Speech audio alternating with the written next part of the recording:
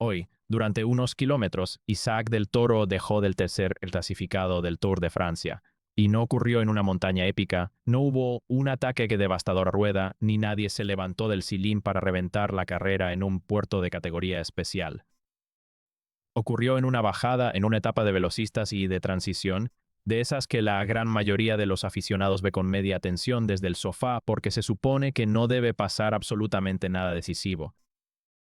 La carrera se partió en dos de la forma más absurda, y el mexicano se quedó atrapado en el lado malo, 38 segundos. Eso era todo lo que hacía falta para cambiar la historia. Y mientras eso sucedía en la parte delantera, por detrás se estaba hundiendo un compañero suyo con la cara completamente desencajada. Justo el escudero clave que este equipo va a necesitar desesperadamente dentro de apenas 24 horas. Hoy se corrió la etapa PA17 del Tour de Francia entre Chambéry y Boiron, un trazado de 104 kilómetros y 700 metros. En este video te voy a contar tres cosas fundamentales. La primera, lo que le pasó esta mañana a Adam Yates, porque este corredor no es un gregario cualquiera dentro de la estructura del equipo y lo que le ocurrió hoy cambia por completo el panorama para las próximas tres etapas. La segunda, los 38 segundos de la bajada. ¿Qué pasó exactamente en ese descenso? ¿Quiénes quedaron delante? ¿Quiénes se quedaron cortados detrás? ¿Y por qué esa cifra en concreto valía un podio entero del Tour de Francia? Te lo voy a explicar punto por punto con los números en la mano para que lo veas tú mismo. Y la tercera, lo que viene a partir de mañana, porque el Tour se acaba el domingo y lo que queda por delante es lo más duro de toda la competición, con una montaña colosal y una subida repetida 2 días seguidos. Si te apasiona el ciclismo analizado con los datos reales sobre la mesa y sin inventos, suscríbete a mi canal de YouTube para ver más videos como este. Mañana entramos de lleno en los Alpes y aquí tendrás el repaso completo con todos los tiempos comprobados. Pero para entender la verdadera dimensión y el peligro real de lo que sucedió esta tarde en la carretera, hay que empezar por la mañana, mucho antes de que ningún ciclista se subiera a la bicicleta o abrochara su casco en la línea de salida. La etapa 17 de este Tour de Francia se presentaba sobre el papel y en la teoría de todos los directores deportivos como un día de descanso disfrazado con un dorsal en la espalda. Eran 174 kilómetros y 700 metros de recorrido enlazando las localidades de Chambéry y Boiron, un trazado clasificado técnicamente como de media montaña que albergaba 4 ortos puntuables de tercera y cuarta categoría. Sin embargo, ninguno de esos saltos era lo suficientemente pronunciado como para seleccionar la carrera o dictar sentencia entre los hombres de la clasificación general. En total, el libro de ruta marcaba unos 1.200 metros de desnivel positivo repartidos a lo largo de toda la jornada. Esta era la sexta etapa llana o de transición de las 7 programadas en todo el recorrido de este año. En el argot ciclista profesional, a esta clase de jornadas se las denomina días de transición. Traducido al lenguaje común del espectador, significa un pacto no escrito entre los favoritos. Los equipos de los sprinteres y los cazadores de etapas se pelean en la parte delantera por formar la fuga del día y disputar la victoria al sprint, mientras los aspirantes al título y al podio se esconden pacientemente en el corazón del gran grupo.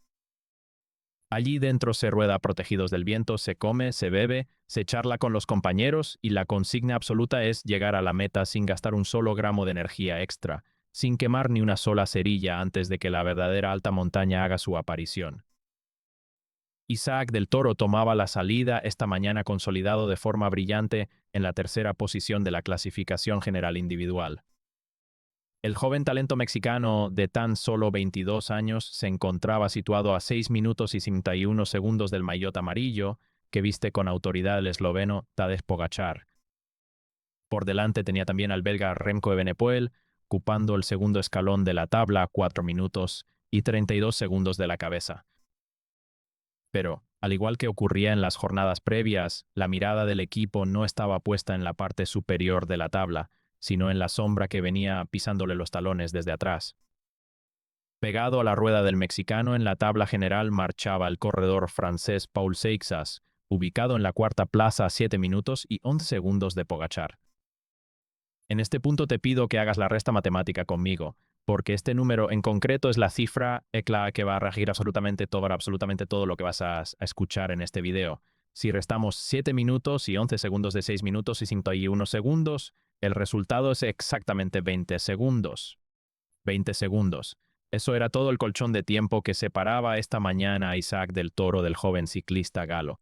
Esos mismos 20 segundos eran la delgadísima línea que dividía estar subido en el podio de París en el tercer lugar o quedarse fuera de él en la cuarta posición. Y esa misma cifra era también la que mantenía sobre los hombros de Del Toro el cotizadísimo maillot blanco que lo acredita como el mejor corredor joven de todo el Tour de Francia. 20 segundos de renta después de más de 2 semanas y media de competición brutal. 20 segundos tras miles de kilómetros recorridos por toda la geografía francesa, superando los abanicos del viento, los adoquines, la alta montaña y la angustia de la contrarreloj individual. Ten esa cifra muy presente en la cabeza, grábate esos 20 segundos, porque en apenas unos minutos te voy a desglosar exactamente cuántos segundos de brecha se abrieron hoy en esa dichosa bajada y lo cerca que estuvo todo de saltar por los aires. Pero antes de llegar a ese punto de máxima tensión en la carretera, es obligatorio hablar de lo que le ocurrió a Adam Yates, porque la tragedia silenciosa del británico comenzó de madrugada, mucho antes de que se diera el pistoletazo de salida. Si no sigues la actualidad del ciclismo profesional al detalle día tras día, el nombre de Adam Yates te puede sonar simplemente como un corredor más del pelotón, así que te voy a poner en contexto de forma muy clara. Yates es un veterano ciclista británico de 33 años que está compitiendo en este momento en el 10º Tour de Francia de toda su carrera deportiva. Este hombre lleva prácticamente media vida ciclista metido en el ambiente de la Ronda Gala, habiendo sido incluso cuarto clasificado absoluto de la general en sus años de esplendor. Sin embargo, en la alineación actual del equipo UAE para este Tour de Francia, Adam Yates no ha venido a buscar el lucimiento personal ni a pelear por etapas individuales. Su trabajo es mucho más duro y sacrificado, ha venido a servir.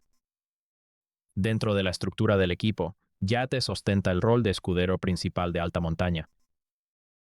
Es el hombre de máxima confianza encargado de quedarse pegado al líder cuando la carretera se empina al 15% de desnivel, cuando el grupo de los favoritos se reduce a apenas 6 o 7 supervivientes y ya no queda casi nadie para echar una mano. Es el gregario de lujo que marca un ritmo infernal en los kilómetros finales para asfixiar a los rivales directos antes de lanzar el ataque definitivo. En pocas palabras, es el último escalón de apoyo en las cumbres más exigentes del planeta. Y esta mañana, Adam Yates se despertó en el hotel del equipo en un estado físico deplorable. Venía arrastrando severos problemas de estómago durante toda la noche, sin poder asimilar alimentos ni líquidos de manera adecuada. En el ciclismo profesional, salvo que la fiebre te impida ponerte en pie, se sale a correr exactamente igual. No hay bajas por enfermedad a mitad de una gran vuelta si puedes sostener el manillar. Las imágenes captadas por las cámaras oficiales de la televisión internacional a mitad de la jornada resultaban profundamente desgarradoras.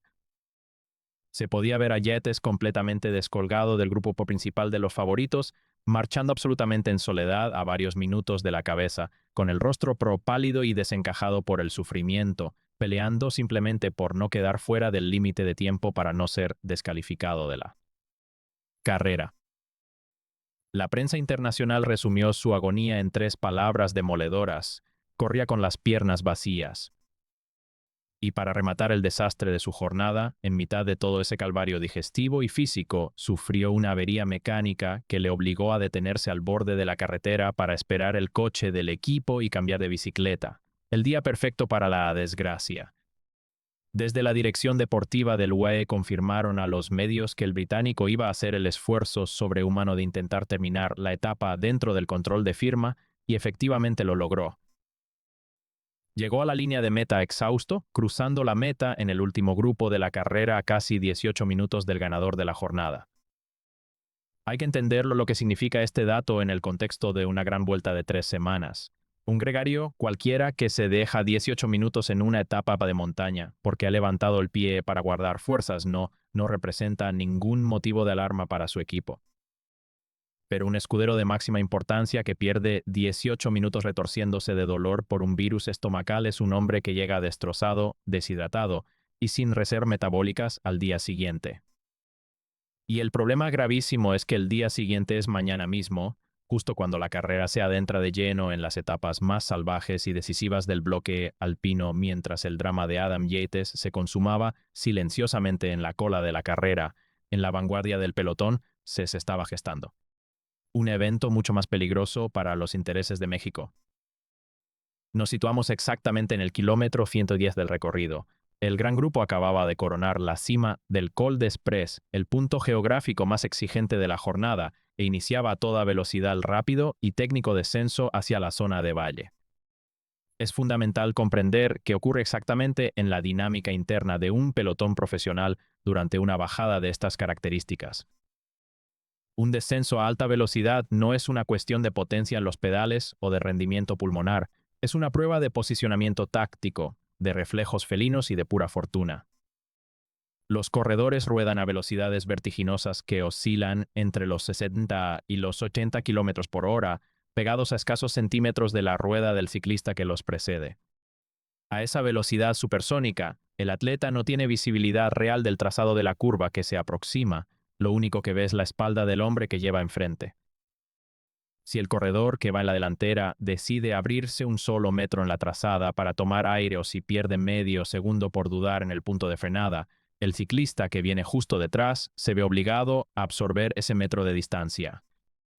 Si a 20 metros de la cabeza un par de corredores dudan al mismo tiempo en una curva virada, la brecha física se abre en un abrir y cerrar de ojos. Y a 80 km por hora un espacio libre de 15 o 20 metros ya no se vuelve a cerrar con la inercia del cuerpo. Eso fue exactamente lo que ocurrió esta tarde en las sinuosas rampas del Col d'Espres. La carrera se partió drásticamente en dos bloques independientes. En la parte delantera se consolidó un primer grupo de vanguardia compuesto por unos 41 corredores. Dentro de ese corte privilegiado viajaba protegido el maillot amarillo Tadej Pogačar, pero también se encontraba metido con suma inteligencia el francés Paul Seixas. Por el contrario, en el segundo grupo, atrapado detrás de la brecha y buscando desesperadamente un hueco para pasar, se quedó totalmente cortado Isaac del Toro. La diferencia de tiempo entre ambos pelotones comenzó a estirarse de forma alarmante en cuestión de segundos. Los marcadores de tiempo de la transmisión internacional y los reportes oficiales de la carrera situaron la brecha entre el grupo de Seixas y el grupo del Toro entre los 37 y los 38 segundos de distancia real sobre el asfalto. Conviene dejar esto absolutamente claro para evitar especulaciones infundadas o teorías de conspiración que abundan en las redes sociales. Ningún corredor atacó deliberadamente en esa bajada. Paul Seixas no lanzó un hachazo a traición ni la escuadra rival preparó una emboscada táctica para perjudicar al mexicano. Lo que sucedió en la carretera fue un corte fortuito, de esos que ocurren decenas de veces al año en cualquier bajada rápida del calendario ciclista. La única y crucial diferencia estriba en de qué lado del corte te toca quedar cuando la línea se rompe. Hoy la moneda cae de cara para el joven corredor francés y mostró su cara más amarga para el talento de Ensenada. Ahora es el momento de regresar a los 20 segundos de los que hablábamos en la segunda parte de este video y hacer la suma matemática que deja al descubierto la gravedad de la situación. Isaac del Toro partió esta mañana con una ventaja de 20 segundos sobre Paul Seixas en la clasificación general individual. En esa bajada del Col d'Espres se abrió una grieta de 38 segundos entre el grupo del francés y el grupo del mexicano. La matemática de la carrera es implacable y no perdona a nadie. 38 es una cifra mayor que 20. Eso significaba una sola cosa en tiempo real mientras las motos de la televisión alternaban sus planos entre el grupo de cabeza y el grupo perseguidor. Isaac del Toro había dejado de ser virtualmente el tercer clasificado del Tour de Francia. El escalón de podio en París pertenecía en ese instante a Paul Seixas, y el codiciado maillot blanco que distingue al mejor corredor joven de la carrera más importante del mundo también había pasado automáticamente a manos del ciclista francés de 19 años. A este fenómeno de la competición se le conoce en el ciclismo profesional como la clasificación general virtual. Es la tabla de posiciones calculada al milisegundo tal y como quedaría registrada si la etapa concluyera exactamente en ese instante de la tarde. Es la información crítica que los directores deportivos leen apasionadamente en las tablets desde el coche de auxilio, haciendo cuentas frenéticas para decidir si deben ordenar a sus corredores gastar hasta la última gota de sudor en la persecución o si pueden permitirse el lujo de mantenerla, la calma. Y aquí es donde radica el detalle que provoca un verdadero nudo en el estómago a cualquier aficionado que haya seguido esta carrera día a día. Isaac del Toro lleva más de 2 semanas y media de competición epípica peleando con uñas y dientes por mantener su puesto en el podio mundial. Se ha dejado la vida en los lugares donde se fragua la leyenda de este deporte. Luchó como un gigante en las rampas míticas del Tourmalet, resistió el calor asfixiante de la jornada de la Correse, sobrevivió milagrosamente a la trágica caída en el valle del Plateau de Soleilson, donde él mismo declaró tras la etapa que tuvo que elegir en una fracción de segundo entre irse directo al suelo o llevarse por delante a su propio líder, eligiendo el asfalto, y firmó una actuación memorable en la contrarreloj individual del martes, el terreno donde todos los analistas pronosticaban su hundimiento definitivo. Fueron 3 semanas de sacrificio extremo, de dolor muscular y de concentración absoluta en cada curva. Y de pronto, en la etapa teóricamente más inocente y tranquila de todo el libro de ruta, en un descenso secundario, y sin que ningún rival directo le hubiera lanzado un ataque moledor, Del Toro estuvo a punto de tirar por la borda absolutamente todo lo construido en menos de 2 minutos de descuido. Así de cruel, frío y barato se pierde un podio en el Tour de Francia. Sin imágenes épicas de agonía en la montaña y sin previo aviso, el esfuerzo de 3 semanas se disuelve en una bajada cualquiera por no haber podido agarrar la rueda del hombre que llevabas enfrente. Cuando la carrera se parte de esa manera tan dramática, el protocolo táctico dicta que el equipo del corredor damnificado debe poner de inmediato a todos sus hombres al frente del segundo grupo. 2 o 3 rodadores de gran envergadura se colocan en cabeza de fila, se van turnando en los relevos para cortar el viento y van devorando la distancia segundo a segundo hasta lograr empalmar nuevamente con la vanguardia. Sin embargo, ese esfuerzo tiene un precio altísimo que se paga en vatios y en desgaste celular, y las fuerzas que gastas hoy para tapar un agujero absurdo en el llano son exactamente las mismas piernas que te van a faltar mañana cuando la carretera se ponga al 15% en la alta montaña. Es en este punto donde la radiografía del equipo UAE revela una fragilidad preocupante para las aspiraciones del mexicano. La escuadra llegó a este Tour de Francia con un bloque potente, pero las desgastantes jornadas han ido mermando sus filas. Con Adam Yates completamente hundido y enfermo a 18 minutos, y con Brandon McNulty muy mermado físicamente tras el fuerte impacto sufrido la jornada previa al ser atropellado por un vehículo particular mientras reconocía el trazado de la contrarreloj, el equipo se ha quedado sin sus 2 principales baluartes para la alta montaña. Los hombres que le quedan a la estructura para rodar en el llano son ciclistas de una clase descomunal como Nils Politt, Tim Wellens o Florian Vermeers, pero sus fisonomías están diseñadas para las clásicas de un día y los terrenos llanos con viento, no para remolcar a un líder en los puertos de más de 2.000 metros de altitud. De hecho, el propio director deportivo del equipo, Joxean Fernández Matzin, dejó una frase en los micrófonos internacionales que sintetiza a la perfección la escala de prioridades de la escuadra. El objetivo principal es ganar el Tour con Tadej y, sin margen, luchar el podio de Isaac. Afortunadamente para los intereses de México, el grupo delantero no terminó de consolidar un relevo organizado tras completar la bajada. La falta de entendimiento en la cabeza permitió que el segundo pelotón, empujado por la desesperación de los equipos afectados, fuera recortando la brecha progresivamente en el tramo llano.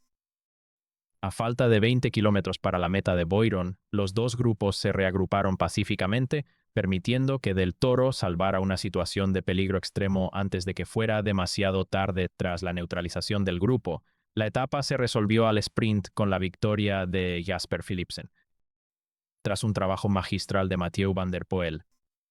Isaac Del Toro cruzó la meta de Boiron en el puesto 152 con el mismo tiempo que los favoritos, asegurando que los números en la parte alta de la tabla no sufrieran alteración alguna. Tadej Pogačar se mantiene como líder sólido, Remco Evenepoel ocupa la segunda plaza a 4 minutos y 32 segundos, mientras que el joven mexicano conserva su histórico tercer lugar del podio a 6:51 de la cabeza. Paul Seixas se queda cuarto a 7:11 y Juan Ayuso quinto a 9:22. El dato crucial es que la diferencia entre Del Toro y Seixas se mantiene intacta en exactamente 20 segundos a favor del ciclista de Ensenada, salvando tanto el podio provisional como el codiciado maillot blanco de los jóvenes. Hoy el mexicano no ganó nada porque en el libro de ruta no había espacio para ello, pero sobrevivió a una jornada traicionera donde estuvo a punto de perder el esfuerzo de 3 semanas en una sola bajada. Sin embargo, el verdadero examen de este Tour de Francia comienza a partir de mañana. La carrera se adentra en el bloque alpino más salvaje que se recuerda en la historia reciente de la Gran Ronda francesa. La etapa 18 de este jueves concluye en Orsières-Merlette a más de 1.800 metros de altitud. El viernes la jornada de 19 afronta el Col du Noyer y la primera ascensión al legendario Alpe d'Huez. Y el sábado la etapa reina presenta un desnivel colosal de 1.600 metros acumulados encadenando la Croix. Fer, el Galibier y la segunda subida al Alpe d'Huez por la inédita y durísima vertiente del Col de Sarenne. Isaac del Toro tendrá que defender esos 20 segundos de ventaja sobre Seixas prácticamente en soledad, con Adam Yates debilitado por problemas de estómago y Brandon Nolte golpeado tras su accidente. El chico de Ensenada afrontará las rampas del Alpe d'Huez a pecho descubierto frente a los mejores escaladores del mundo. Te dejo la pregunta para que me respondas aquí abajo en los comentarios. ¿Crees que Del Toro logrará sostener el podio y el maillot blanco en la doble subida al Alpe d'Huez sin escuderos? ¿O la falta de equipo le terminará pasando factura? Te leo abajo.